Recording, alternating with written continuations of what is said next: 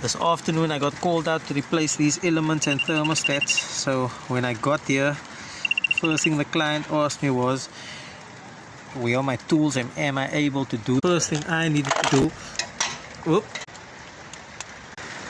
disconnect the hot water and then checked after the power was turned off over there. Checked if there is still power. No power there.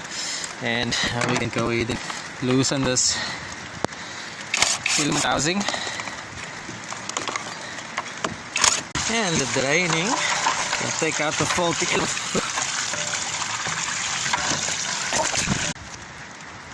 Okay, we do one thing, I'll box everything up, make sure everything is tight, keep everything connected, get that way.